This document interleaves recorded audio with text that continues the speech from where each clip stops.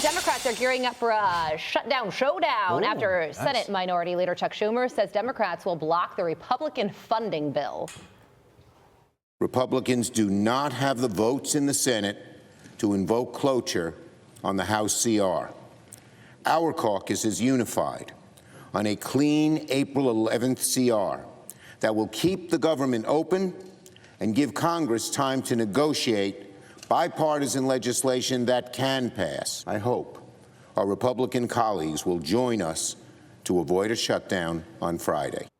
Florida Senator Ashley Moody joins us now. Senator Moody, you are one of 100 senators who will ultimately decide this. Is Schumer right? Are we headed for a shutdown?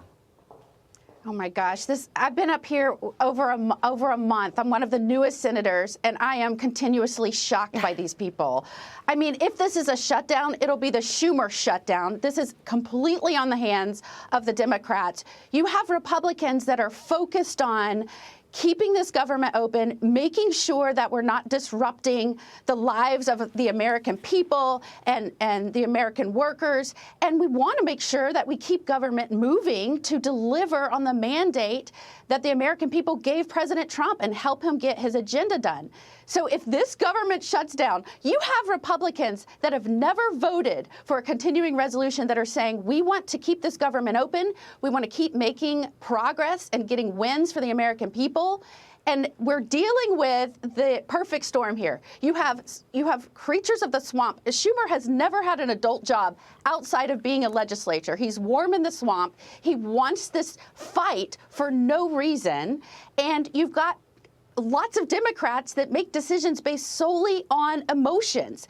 So we're going to do everything we can to keep this government open. We're going to be the adults. We're going to let them throw their tantrum. But at the end of the day, we need to keep the government moving. We need to deliver for the American people. And we need to start focusing and getting very serious, delving into our budget, cutting spending, and making sure that we don't drive this country off a cliff by spending it to death. Yeah, and Senator, Democrats are furious with DOGE for cutting paychecks.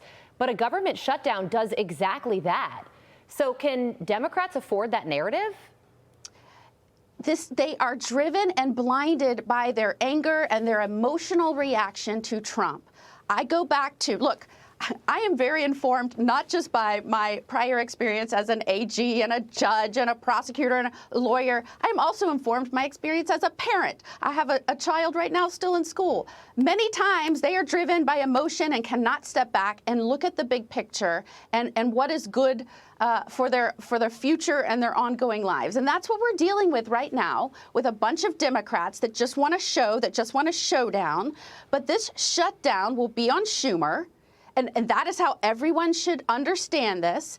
And Republicans will keep moving forward in a proactive way to deliver for not only the mandate that was given to President Trump, help him accomplish his mission, but deliver for the continuity and success and the greatness of the United States of America. You are trying to deliver for those who serve us so selflessly. You've introduced the Helper Act, which will help law enforcement, first responders, and teachers buy homes and live in the communities they serve.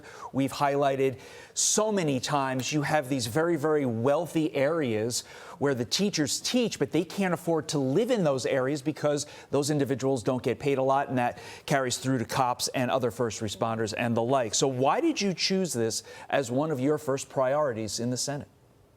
Well, as you know, not only have I worked hand in hand with law enforcement over the years and seen the incredible accomplishments and sacrifices they make. I'm also the wife of a law enforcement officer.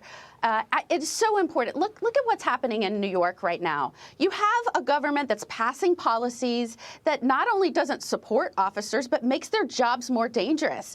And when they stand up and try and say, like, we cannot do these jobs under these policies you're passing, what does the governor do? She fires thousands of them. You know, I'm going to keep pressing for legislation and for wins for those that want to serve, that want to be guardians of their communities, that love their communities. And I'm encouraging, you know, folks in those other states that they don't do that, you know, consider moving down south. State of Florida, no income tax, great weather, delivering for law enforcement every day. And I'll keep fighting for that as a U.S. Senator, just as I did as Florida's Attorney General. Sounds like a good plan. It's a great move. Senator Moody, appreciate your time. As always, thank you so much. And we thank your husband for his service as well.